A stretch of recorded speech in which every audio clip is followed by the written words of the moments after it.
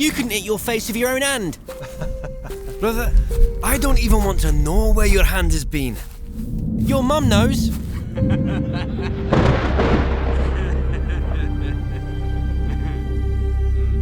All is in good spirit, however, as this gamey pack of creatures are more like siblings. Any one of them would take a bullet for each other, and they all know it. Their strength is working seamlessly as a group. One of the members carries with her a prize, a small bundle she carries close to her chest. It makes no sound. Her face is a mixture of fear and pride, knowing she must deliver this package to relative safety before the enemy knows it's missing, or clues in on where it went. There aren't many plausible options, and she knows it. Extrapolation would be a matter of minutes for the leaders. They are smart, smarter than any other living thing. Their cold calculations are unencumbered by trivial things like empathy or mercy. No. Theirs is a merciless bureaucracy, an order that serves only an unrelenting lust for a stronger position, an impenetrable one. Deep inside, she knows how unlikely it is they will win this war. The hopelessness is at the tip of everyone's mind. You can catch it in their eyes from time to time, because it's really just a matter of time before the inevitable. But none of that. Those thoughts have a tendency of decreasing motivation, and if we need anything right now, it is motivation, a reason to keep going. Besides, she has a prize, and her heart tells her this prize may turn the tide. She hopes. She hopes.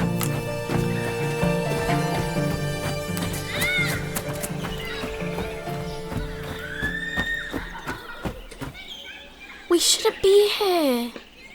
We're gonna get in trouble. What? Are you scared? I don't know, guys. We should head back. This place feels wrong. Stop worrying. There's nothing out here but old bones and junk. That junk used to kill people. My dad said these old weapons are haunted by the spirits of the ones they took. We can handle ghosts. Besides, we came here to explore. Don't tell me you're all ready to run home already. I do. There's a reason the elders warn us never to come here.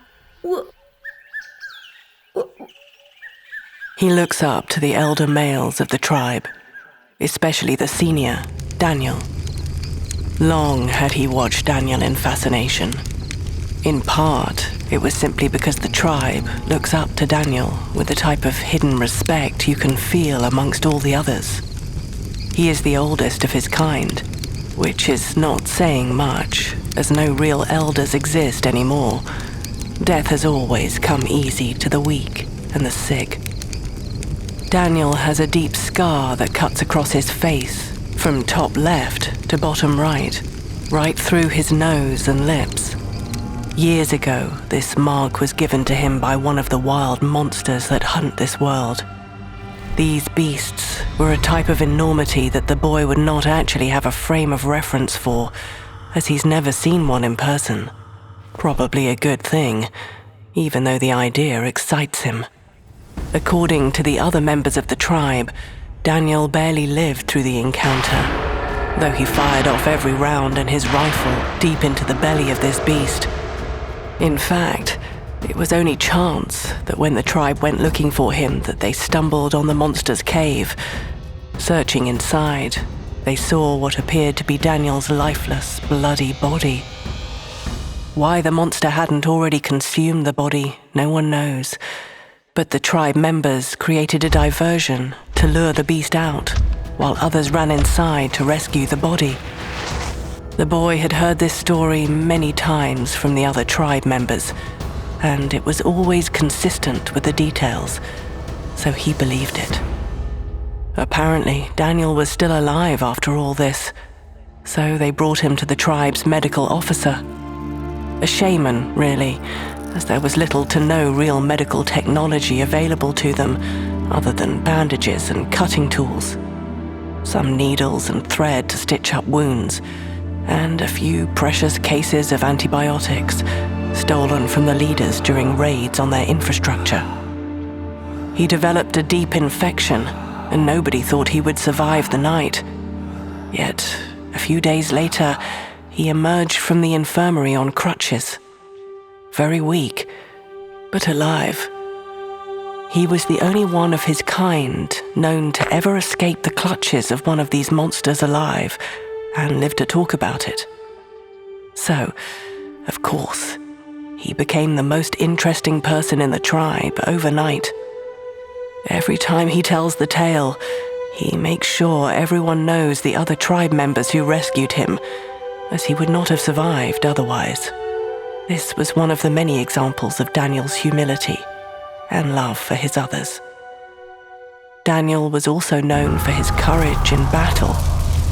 There were many stories of his bravery in the face of raging fires and bullet storms to rescue other members who were otherwise trapped in hopeless battles against the forces of the leaders. Really, he should not be alive. The boy feared and admired Daniel.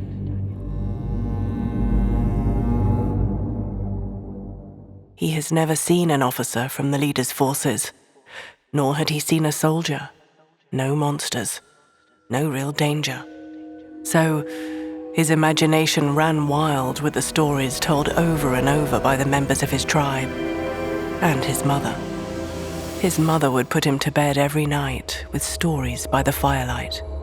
He remembered when she told him about the leaders.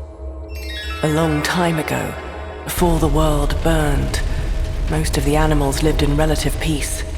Though there were always monsters in the wild, they were not regarded as evil. Even though they would maul and consume our kind from time to time, we knew it was just part of life, and there was a balance. It was sad that someone died, but it was not wrong. Not any more wrong than drowning in the ocean or dying from infection. It was just the way things were. The smartest animals in the world were the great hogs. They were so smart that other animals would often seek them out for help and advice. They were organized and even managed to create impenetrable shelters that no monster could break through. They invented weapons that nobody could even dream of. Guns, machines that could travel further and faster than horses, medical technology to heal their sick.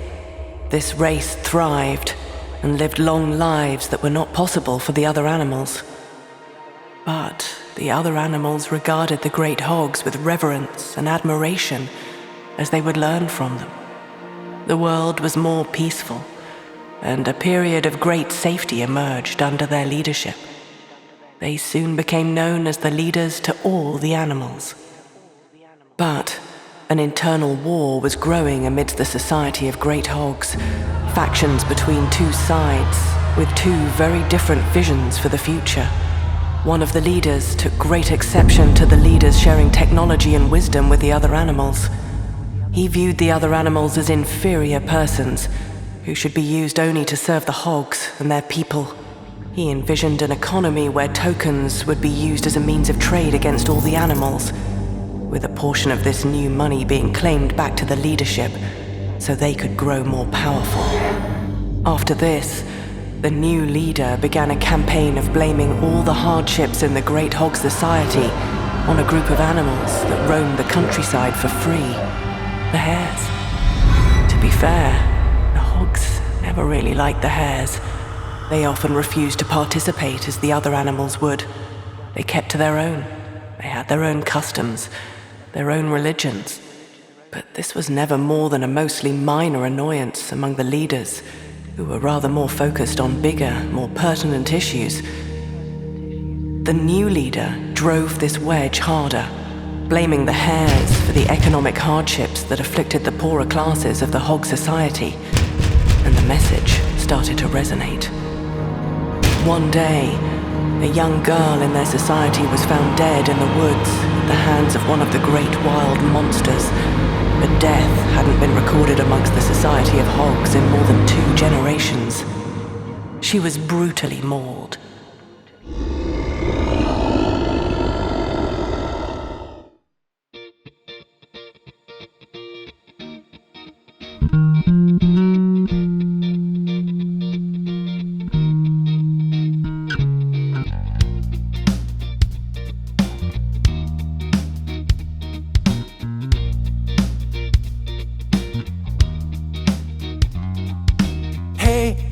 It's not that I don't care, but I don't like to feel that way. When the feeling comes, it hurts so bad. Fading light creeps over now.